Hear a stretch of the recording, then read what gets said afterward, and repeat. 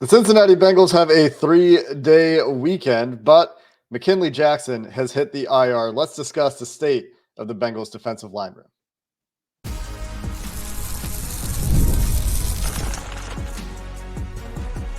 You are Locked On Bengals, your daily Cincinnati Bengals podcast.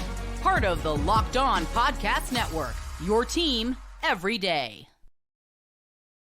What up, Bengals fans, and welcome to another episode of the Locked On Bengals podcast. I'm your host, Jake Liscow. He's your host, James Rapien. We're part of the Locked On Podcast Network, covering your team every day on YouTube and everywhere you get your podcasts. Welcome back to the Everydayers. Shout out to all of you who make us your first listen, and welcome to everyone who is new to the show. If you're new and you're looking for frequent daily updates on your Cincinnati Bengals, well, you're in the right place. You can hit the subscribe button. Today, we're going to reflect on the Bengals defensive line room that has been hampered by injuries, several guys on the injured reserve on that defensive line, and we still have to talk about Jamar Chase watch.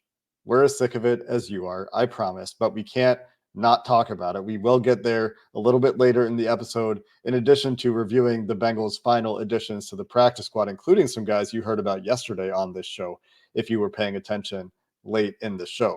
James, we start with the official move for McKinnley Jackson to the injured reserve. Yeah, it's unfortunate, and it's a possibility we've discussed. And I was hoping it didn't come to this, and unfortunately it did. And so McKinnley Jackson's going to miss at least the first 4 weeks of the season. He did get some work in on the rehab field on Thursday, but the rookie nose tackle, big brace on his right knee still. And I think this is about, one, roster space, of course, but two, playing it safe. Much like Myles Murphy, I think they're in a different way, of course, but still banking on McKinnley Jackson to make an impact this year. And it just stinks, Jake, because think about it. Like, we're talking about a guy who as early as week 5 could be in NFL games, and he didn't play a preseason snap. He didn't get all those joint practice reps that you would hope a rookie would be able to get. Think about the evolution that Chris Jenkins, that we've seen from him over the past few weeks. And McKinnley Jackson gets none of that development, none of that growth because of this knee injury. And now he's going to miss the first 4 weeks of the year. I was pretty bummed. I knew it was a possibility, but it kind of sucks that it's a reality now. And if they need a nose tackle early in the season, that might just be Jay Tufele. That might be practice squad call-ups for the guys they added to the practice squad, and Justin Rogers, or even Dominique Davis, who the Bengals opted to keep on the practice squad after he was not really very active in the preseason, recovering from injuries throughout. But those are 2 nose tackle bodies they've got on the practice squad if they need them. But it is a bummer for McKinnley Jackson, a guy that was going to be asked to fill very big shoes in DJ Reader's role as the only nose tackle at the time that we thought was going to make the team. Of course, he did make the team, just ended up going to IR after Zach Taylor said that he had a slightly more optimistic recovery timeline compared to Myles Murphy, who's also on IR, of course, or Brad Robbins. But unfortunately, the optimistic timeline was not fast enough, I think, to be comfortable with it. And in addition to playing it safe, you've got a rookie who, to your point, did not make it into preseason games, did not make it to joint practices. So if instead you can have an opportunity to call up guys if you need to from your practice squad who did play through the preseason, once they're comfortable with your playbook, in the case of Justin Rogers, who at this point is catching up as quickly as he can, well, then maybe that makes a little bit more sense than trying to rush a rookie back who missed a bunch of time. And yeah, he would know your playbook, but he didn't get all those reps and maybe needs time to get back into shape and get caught up on everything going on. Whereas instead, you could have guys that are at least practicing with you if you choose to use a game day activation on that body type because you need a nose tackle this week. Yep. It's it did make me think of, and now that we know that McKinnley Jackson is out for 4 weeks, and we don't know, but our good buddy DJ Reader was activated by the Lions off the PUP list. And I don't know if he's going to play week 1. Heck, he may miss 3 weeks. I don't know when he'll be back, coming off of that serious quad tendon tear. But how different would we feel if Reader was signed? Let's say he takes the Bengals deal, or the Bengals go up and give him what he got in Detroit, which is essentially a 1-year deal, even though it's 2, unless he's awesome this year. He's probably not going to see that second year. how much different would you feel about this defensive line? Because I think on paper, a DJ Reader, Sheldon Rankins, certainly you have who am I missing? Oh, BJ Hill, and then you have Chris Jenkins as your 4. Mm-hmm. And then if you still drafted McKinnley Jackson, now we're talking about your 5, and you're not banking on him early, and it's just it feels a little different, Jake. It's still a situation where you might need one of Rodgers or Dominique Davis or J2 Fele for week 1. It sounds like the timeline for Reader in Detroit, according to Dan Campbell, is they're shooting for week 2, that they're not expecting to have him back for week 1. But regardless, getting DJ Reader back for week 2, if he's DJ Reader, the way that we think he will continue to be DJ Reader, he's recovered from this injury before, well, that would certainly be a shot in the arm for the defensive line. And it's a little frustrating in retrospect. They could have done both moves. They could have kept DJ. They could have added Sheldon Rankins in addition to keeping DJ Reader. They could have additionally drafted Chris Jenkins, and they could have additionally drafted McKinnley Jackson, or waited until later in the draft to even draft Justin Rodgers themselves if they were so inclined. That was an option for them that they could have taken in the 7th round if they wanted to use that 3rd round pick in another way if DJ Reader was still on the roster. So certainly a butterfly effect there that we observed throughout the offseason. And the you mentioned before the show, the irony, I guess, of DJ Reader coming off the PUP list, where your rookie that you've drafted in Cincinnati to replace that role, even if that isn't even necessarily McKinnley Jackson's strength, being a 2-gapping nose tackle. That's not what he did well in college, even though he has that body type. There's probably an acclimation period required there. The irony that he needed to go to IR while DJ Reader is getting ready for week 2 is something that now exists in the universe. And the argument, and this is how we can tie this into what's next, back in March, is probably, Jamar Chase is eligible for a contract extension, Jake. And I know you're in love with the idea of talking about Jamar Chase's contract and what could potentially happen with Jamar Chase's contract. Did he practice on Thursday?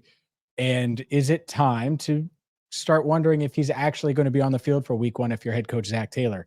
We'll discuss that coming up next. Today's show is brought to you by 5 Hour Energy. 5 Hour Energy fixes tired fast. Whether you have a long list to do for work or a list of DIY projects to tackle at home, take a 5 Hour Energy shot so you can check everything off of your list. If you're like me, you have a lot of stuff that you need to do around the house. You have a lot of stuff that you're doing for work, and you got to make sure you have the energy to do it, which is why you got to use 5 Hour Energy. With 0 sugar in a convenient portable size, it's the perfect pick-me-up while you're on the move, running those errands, doing stuff around the house, or maybe talking with Jake Liscow daily here on Locked On Bengals. They have a build-your-own 12-pack and 24-pack on their site at 5hourenergy.com. So if you go to 5hourenergy.com, and that's the number 5, hourenergy.com, and get some of 5 Hour Energy's different products today, different flavors today. Make sure you use code LOCKEDONFB. That's LOCKEDONFB to get 20% off your order.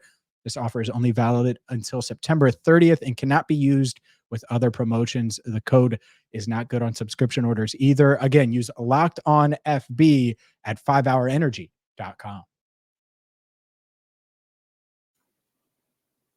In the locker room after practice on Thursday, Mike Hilton was talking with the media and said that we kind of expect him to be out there week 1, referring to Jamar Chase, but who knows? And that seems to be a vibe. The player's still with Jamar Chase, and Mike Hilton still seems to think, we kind of expect that this will work itself out and he'll be out there week 1, but also careful to say, but who knows? We don't know exactly how this is going to go. Something that perhaps is now more in the forefront of the minds of the Cincinnati Bengals coaching staff after Zach Taylor, for the 2nd consecutive day talking with media, had to say, I'm not going to make any predictions about Jamar Chase's practice participation. It might look a lot like yesterday, referring to when Jamar Chase entered the indoor facility in street clothes about 12 minutes, 13 minutes into practice. And it was pretty similar to yesterday, James. Jamar Chase arriving some amount of minutes between 10 and 20 after practice started in street clothes. Yeah, I'll actually check the timestamp of my social media post. 1:51, practice started at 1:30, so 21 minutes. 21.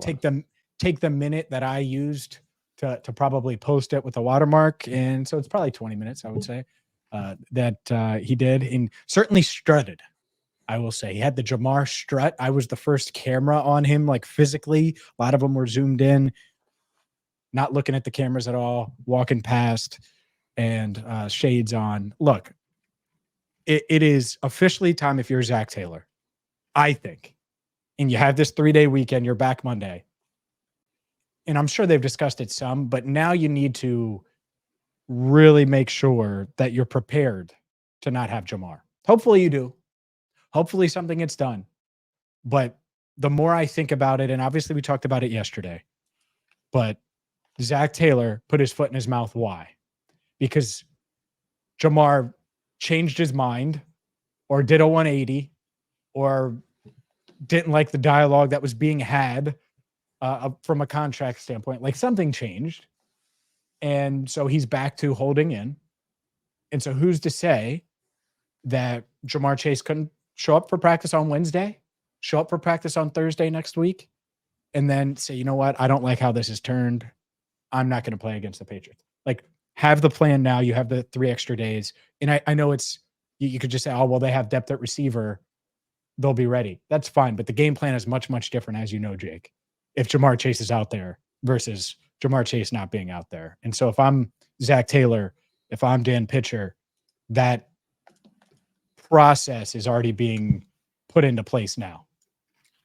I think there is some fortuitousness that the Patriots are the week 1 opponent, and we'll get more into this matchup next week. We will have all of our game preview and crossover show and all these things that you're used to on Locked On Bengals in the regular season next week leading up to week 1.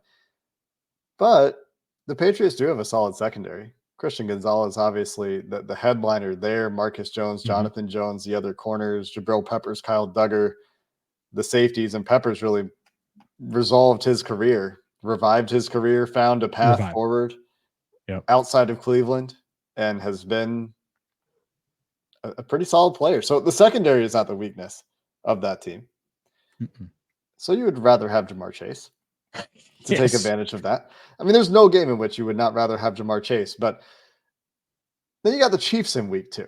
So if Jamar really wants to amp up the pressure on this front office and start to really play hardball and say, you know what, I'll eat the financial penalties, which are outlined very well. I know you've got a post on your website about it, James. There also is an article by Joel Corey, who's a former agent who has written about financial matters and NFLPA matters in great detail before, if you're interested in reading the nitty gritty. Jamar Chase stands to lose millions of dollars if he holds out into the season, up to millions of dollars, I should say.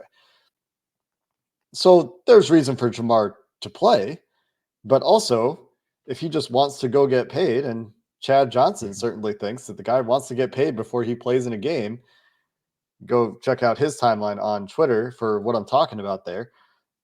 The pressure could be amplified if Jamar makes this something that he's going to take a hard line on. It is weird, though. I still can't really totally grasp the return to practice to then return to holding in. It could just be that, like you said, something changed. The CD Lamb deal got done. Something changed in the conversation. He didn't really like the direction things were going. It was a good faith measure, like Adam Schefter said. And it was like, okay, I'll practice a couple of days, but let's get this thing done. And then it didn't get moving the way he wanted it to get moving. And so he returned to the old tactic. But anything we're saying about this, as it has been for much of the week, besides when Zach Taylor prematurely put this thing to bed, is speculative. We don't really know what's going on behind the scenes. No, not until he talks. Right. And I think he's not talking, honestly, by design, because the old saying, if you can't say anything nice, don't say anything at all. I think being loud about it, and you can be loud without speaking. And I think the past 2 days have been exactly that. The question here is, does the front office even feel the past 2 days? Do they care that Zach had to put his foot in his mouth? Does it move the needle for them that this could be a distraction? And by the way, if he misses week 1, if it goes into Wednesday and Joe Burrow is answering questions about Jamar Chase after practice because Jamar didn't practice, I'll tell you right now, that's a distraction. I promise you. As good as this locker room is at handling this stuff, it officially a distraction then. You just can't dodge it. You're talking about week one, just a few days before you play the Patriots. I talked to you about this. I thought the Joe Burrow stuff last year was a distraction. He signs it the day before they play Cleveland. They agreed to it less than 72 hours before they play Cleveland. It was like 66 hours before the season opener. Like that's tough to do and to work that out and to go through all the emotion that comes with signing that type of deal for the entire team, because they know what Joe means and the entire team also knows what Jamar means. So there are layers to it. And my question outside of wanting to know numbers would literally be, all right, is Jamar doing this? Does it move the needle at all for you, Mike, Katie, Troy? People named Duke. Duke doesn't really handle the contract talks at all. So that would be the three people that I would want to ask that to. And I don't know the answer. I don't know it either. Maybe it's just Jamar Chase really doesn't like the Chiefs. And he saw the Joe Burrow news come out shortly into that Chiefs season opener last year. He's like, yeah, I like that. Let's do that again. I don't think that's it. But it's fun to think of, because, I mean, he is petty about the Chiefs now. He would not say Patrick Mahomes' name.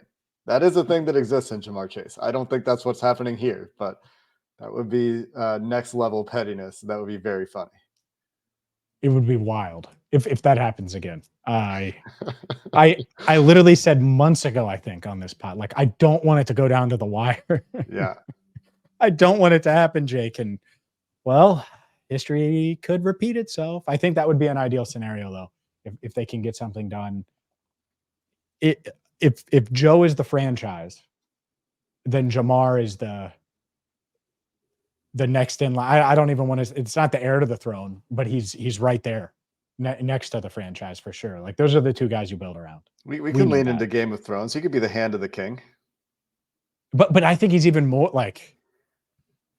I mean, the hand of the king at times in the Game of Thrones universe, we're not going to go too far down this rabbit hole, is essentially the king. Yeah. So there's that.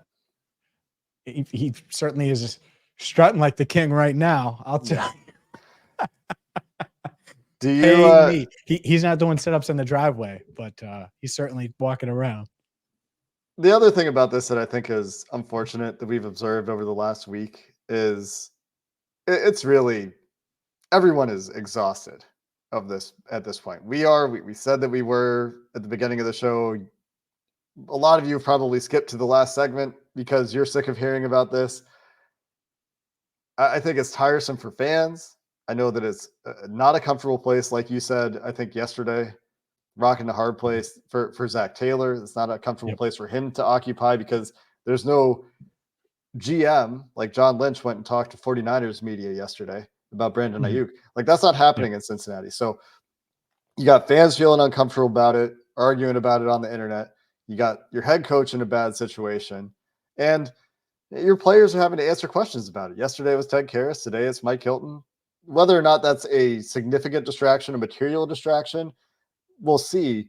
Maybe this doesn't end up mattering, but everyone is having to answer questions about it, from your head coach to your players, and fans are dealing with it and bickering about it. It's not a great situation for anybody. And whatever side you're on, I think you can agree that it would be better than not to get this thing resolved and just get to the football. I think that's where we all want to get. Yep. To the football. Speaking of football, the Bengals made some football moves. They finalized their 16-man practice squad with 4 new faces that weren't on the roster during training camp. We will tell you who those guys are coming up next. Passion, drive, and patience. The formula for winning championships is also what keeps your ride or die alive. eBay Motors has everything you need to maintain your vehicle and level it up to peak performance. The only thing they don't have is a signed Jamar Chase contract, but they have superchargers, roof racks, exhaust kits, LED headlights, and more. Whether you're into speed, power, or style, eBay Motors has you covered. With over 122 million parts for your number one ride or die, you'll always find exactly what you're looking for. And with eBay Guaranteed Fit, your part is guaranteed to fit your ride every time or your money back. Because with eBay Motors, you're burning rubber, not cash. With all of the parts you need at the prices you want, it's easy to make your car the MVP and bring home huge wins. Keep your ride or die alive at ebaymotors.com. Eligible items only. Exclusions apply. eBay guaranteed fit only available to U.S. customers. The Bengals did indeed finalize their initial practice squad, the initial 16 guys that will be on that list. We mentioned Justin Rogers yesterday. We also mentioned Kendall Milton and Isaiah Thomas yesterday. Those guys signed to the practice squad on Thursday. And the final piece, a guard from Baltimore, Tashawn Manning. That is the new guy for the Bengals, who is an interior offensive lineman wearing number 66, as Nate Gilliam did not land with the Cincinnati Bengals on the practice squad. Yeah, I'm surprised. You surprised? Surprised. That it's Manning instead of Gilliam? Did Gilliam go anywhere else? Did you happen to see? Not that I've seen. By the way, Jackson Carman just got called for holding while we were talking. Nate Gilliam. I do not see Nate Gilliam anywhere. Holding 79. He's not even on a roster right now. I can't believe Jackson Carman keeps getting called for penalties. But no, I do not see Nate Gilliam. All right, Jackson, stop holding. All right. No, I don't as of now. So I haven't seen anything, which is interesting. I wonder if I hope he's not like hurt or anything. Yeah, me too. Obviously, never want guys to be injured. I would say that it's maybe a mild surprise. He was one of the guys when we talked about the waived players that I thought they would want to bring back. Tashawn Manning has been in the league for a couple of years, though. Guard from Kentucky, has played well in the preseason a couple of times and never really made it into preseason action for the Ravens. And the Ravens have their own issues on the offensive line, so this isn't necessarily something that we should be raving about. Like, it's not like the Ravens had 11 starter level offensive linemen, which would be a pipe dream for any NFL team, and Manning was just an odd man out. But I do think that some of the people that cover the Ravens, that root for the Ravens, were not happy to see Tashawn Manning go. Some people had him as a dark horse to make that roster as a backup offensive lineman. And I think there was an expectation that he would be back on the Ravens practice squad, but perhaps he sees a more direct path to playing time or potentially getting onto a 53-man roster with the Bengals, where, yeah, there's Cody Ford. Yeah, there's Jackson Kirkland, who's back to working at guard from what I can tell in the limited practice footage and practice observations that are available to us now that they're on a regular season practice schedule. But adding some interior line depth did make sense, where, yes, they have Trey Hill as well, but if they think there's some upside with the 6'3", 340 to Tashawn Manning, yeah, take a guy from your division rival. Why not? Mm-hmm. Sure. And I'll trust them here because they've clearly been willing to turn over a new leaf. Like, when it comes to the offensive line, think about the guys we're talking about here: Jackson Kirkland, Matt Lee. Cody Ford is still new, relatively speaking, when we're talking about just got called for holding again. Jackson Carman, Trey Hill, who I think he's still obviously in the organization on the practice squad. I think they like him, but last year they clung to him when they probably shouldn't have and kept 10 offensive linemen.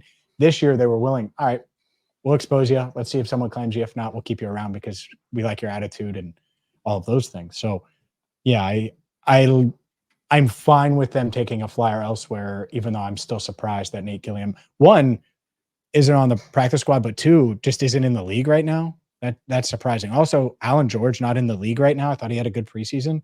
I haven't seen him sign with a practice squad anywhere. Also, just a bit surprising. That's all.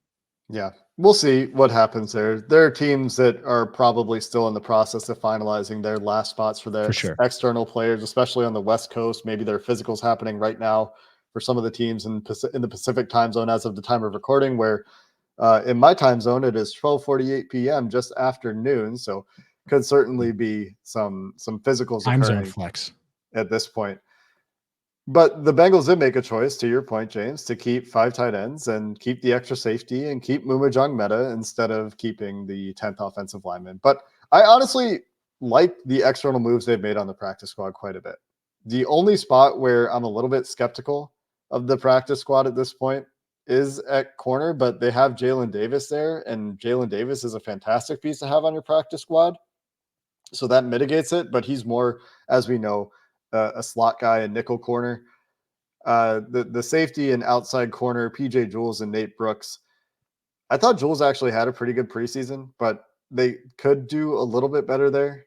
That's fine though. I mean, we're really nitpicking at that point, but really like the additions of Justin Rogers, Kendall Milton, Isaiah Thomas, and Tashawn Manning for the external guys.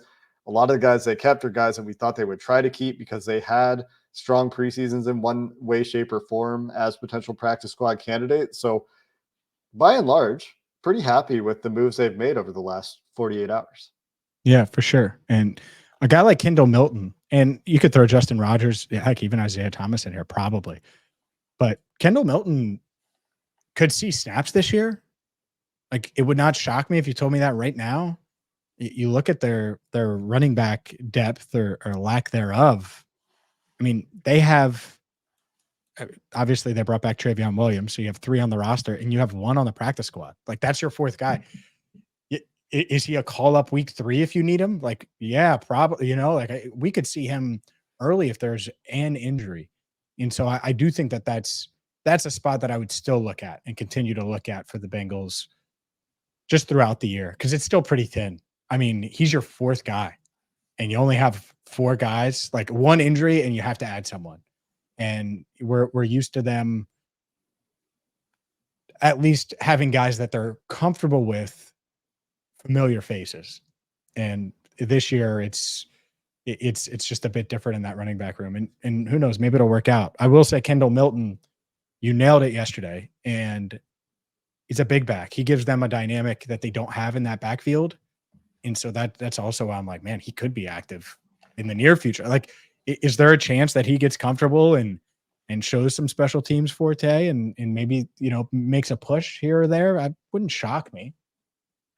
I think it's a chance to get there because he is a unique player as far as that Bengals backfield goes with the size that he possesses. He, for his size, is a decent athlete. His 10-yard split was pretty good for a larger running back at the combine. His jumps were pretty impressive for a larger back at the combine, and obviously he has the Georgia pedigree. So if he can learn the offense to be in the right place at the right time, you could see it. I mean, I was looking, I can't remember exactly when it was, but you knew that I had talked about Kendall Milton in the pre-draft process, a guy that the Bengals had some contact with.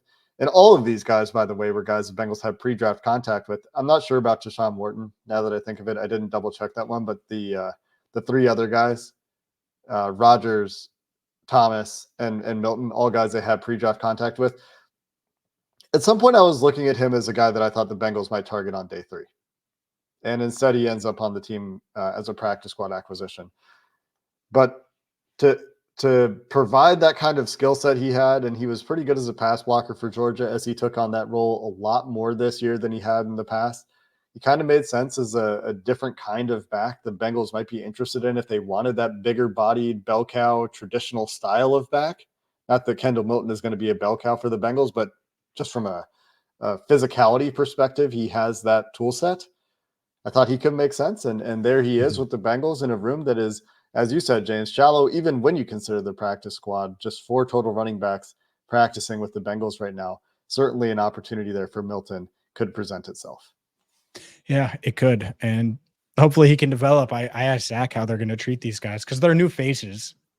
And you have today, and then you have 3 more practices and a couple walkthroughs before week 1. And yeah, they're practice squad players, but you still want to get them up and running and moving, especially in a running back room that only has three guys ahead of Milton. And it's going to be a crash course, I think, when it comes to the playbook over the next few days, and then get them in a position to compete is what Zach said. So hopefully they can do that soon, all of these guys, because I think at least 3 of the 4 could realistically be called upon earlier rather than later due to depth, questions, or just potential injuries that we could see that are inevitable in football. This is also probably the most we'll talk about any of these guys for the whole season. The way the practice squad tends to go is that it gets a lot of focus up front, and then unless those guys are needed or unless there is a breakout, we don't tend to talk about those guys much more over the course of the season. So I'll take the over because I think that there will be a time when either Rodgers or Milton becomes a pretty big topic. Those are the 2 that I would wager on. Sure, but even when there are practice squad call-ups, it's not like they are a huge focus unless they have to be. And we'll see. Maybe that happens this year because, as we've discussed, they're situations where those guys could be relied upon for significant snaps. Yep, we'll see. Hopefully everyone just stays healthy. Turn the injury slider all the way down, like in Madden, and everyone stays healthy, and Jamar Chase's deal gets done. One day they will find that setting in the NFL. We can only hope. That's going to do it for this episode of the Locked On Bengals podcast. You might have noticed the AFC North season preview recently on your Locked On Bengals feed. If you're looking to become the most informed NFL fan, well, there's NFL season previews for all of the other divisions as well that you can check out either wherever you get your podcasts or streaming live on the 24/7 Locked On NFL YouTube channel and Amazon Fire TV app. But until next time, we'll be back on Sunday gearing up for week 1. Thanks for listening to this episode of the Locked On Bengals podcast. Hoo day, and have a good one.